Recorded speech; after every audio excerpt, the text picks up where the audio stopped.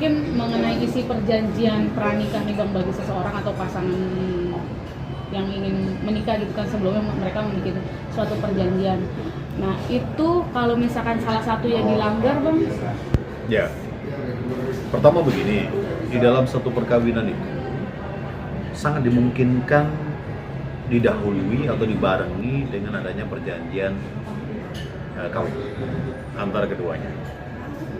Isinya apa perjanjian kawin itu? Sesuai dengan apa yang mau disepakati, ya kan? Apakah berisi mengenai harta? Apakah berisi mengenai komitmen tertentu dalam kehidupan atau aktivitas sehari-hari? Kepemilikan barang tertentu ini sesuai dengan apa yang dikehendaki oleh kedua belah pihak ini, sangat dimungkinkan.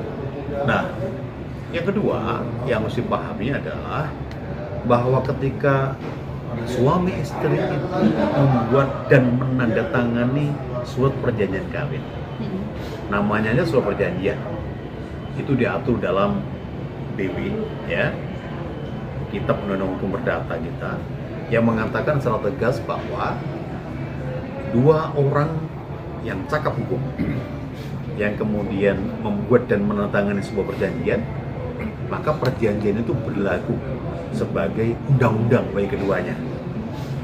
Yang keduanya harus taat kepada undang-undang yang dibuatnya itu, ya, tidak boleh kemudian mengingkarinya, ya.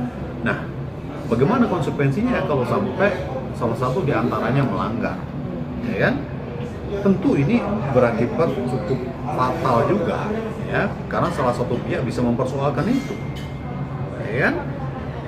Perjanjian itu secara universal, ya, walaupun itu dibuat oleh suami istri, tetapi aturan-aturannya, konsekuensinya itu mengikuti secara umum, gitu. Jadi siapapun yang melanggar, ya, tentu harus mempertanggungjawabkan pelanggaran itu. Siapa yang dirugikan untuk pelanggaran itu berhak untuk mempersoalkan, menuntut misalnya kan begitu. Nah, ini yang harus dipahami dulu oleh publik bahwa tadi itu perjanjian kawin yang dimungkinkan dan perjanjian itu taat oleh keduanya. Harus. Berarti pada saat dibuat perjanjian itu ada sanksi tertulis juga mungkin ya Bang? Pasti, bagi yang melanggar gitu? Itu sebenarnya adalah prinsip-prinsip yang berlaku secara umum bahwa ketika sebuah perjanjian dibuat oleh kedua pihak mengenai hal-hal tertentu, tentu ada sanksi yang diatur juga di situ. Bagaimana kalau seandainya salah satu pihak melanggar dan seterusnya gitu. Berarti disepakati keduanya ya Bang pada saat perjanjian pranikah itu dibuat gitu, apa-apa aja kayak termasuk harus saling terbuka dari nomor PIN ATM sampai nomor handphone juga gitu. Sebuah perjanjian itu pasti disepakati oleh kedua pihak. Tidak mungkin ditandatangani kalau bukan berdasarkan kesepakatan kedua pihak, ya. Apa saja isinya, ya, tergantung apa yang akan disepakati oleh mereka. Apakah bicara mengenai nanti HP Anda harus terbuka loh, kita harus saling tidak boleh menutup PIN HP, ATM terbuka, atau rekening terbuka. Mungkin saja itu, ya, kalau memang disepakati dimasukkan, ya kan. Nah, biasanya dalam kehidupan rumah tangga ini yang suka jadi berantem itu mengenai HP, ya. Saling tutupi kan biasanya, ada privacy katanya begitu, ya kan? Ini biasanya jadi pemicu juga. Saya nggak ngerti dalam kasusnya Lesti Bilar ini apakah juga ada kaitannya dengan masalah HP, saya nggak ngerti. Tapi biasanya itu jadi pemicu. Termasuk berarti handphone itu berpengaruh ya Bang ya di era sekarang ini, menimbulkan seseorang jadi ya bisa selingkuh, bisa melakukan tindakan lain atau ada sesuatu hal yang disembunyikan. Ya makanya jangan sampai HP gitu tuh diperbudak sama HP, ya tuh. Ya di negara kita aja HP digunakan tuh macem-macem kan gitu, ya kan? Kalau di negara lain harus dengar ya HP itu untuk kerja, untuk gini. Kalau kita kan enggak, ya. Sering kita salah gunakan sendiri, kan itu. Makanya sebaiknya memang di dalam kehidupan rumah tangga itu prinsip keterbukaan, saling menghargai, menghormati, ya. Ya termasuk menghormati privasi satu sama lain.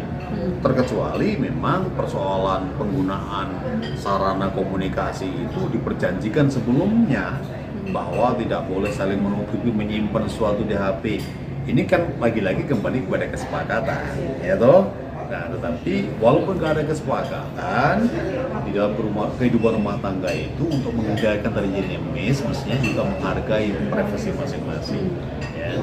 Pengamatan abang berarti berapa persen nih bang masyarakat lah pada umumnya pengaruh handphone dalam suatu rumah tangga, dalam keretakan rumah tangga gitu. Tergantung kita untuk apa HP itu digunakan ya. Sepanjang memang digunakan untuk hal yang positif ya, nggak ada masalah. Tapi kalau kemudian handphone yang digunakan untuk hal-hal yang negatif ya, itu jadi pemicu masalah Besar ya. luar biasa pengaruhnya.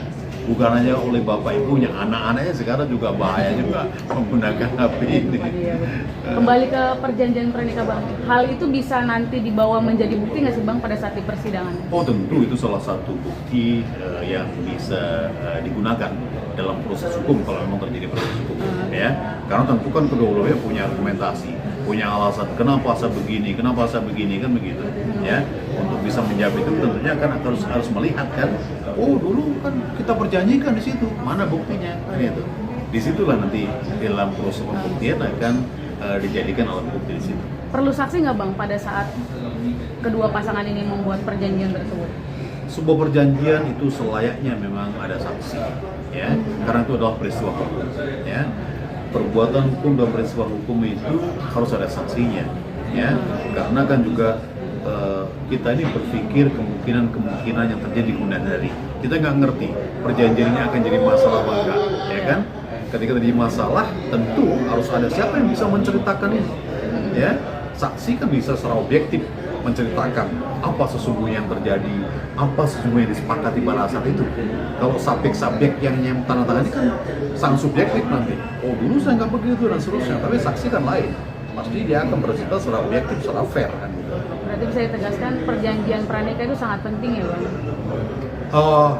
Lebih-lebih di era sekarang, Mbak ya. Sebenarnya perjanjian pranikah itu sudah ada sejak zaman dulu. Saya banyak klien saya menangani perkara itu, saya menemukan dokumen-dokumen mengenai perjanjian pranikah, terutama menyangkut harta, ya. Dan memang cukup menjadi sesuatu yang dipertimbangkan pada era sekarang ini, ya. Apalagi kehidupannya sudah seperti ini, Mbak, yang luar biasa, ya. Tentu lebih baik segala sesuatu yang diperjanjikan di awal. Ya. Bang, itu kan pemicunya diduga karena sang suami ketahuan berselingkuh. Itu apakah akan memberatkan juga untuk si suaminya? Atau seperti apa? Atau hanya murni yang dijerat KDRT-nya atau perselingkuhannya juga, Bang? Ya, apapun alasannya, apapun yang menjadi pemicu, ya, tentu KDRT itu nggak diperbolehkan secara hukum, ya. Nah, kalau alasannya atau ada fakta-fakta yang lain yang negatif, ya, yang itu mungkin menjadi pemicu perilaku dia, ya, tentu itu akan menjadi pertimbangan untuk memberatkan dia, gitu, ya.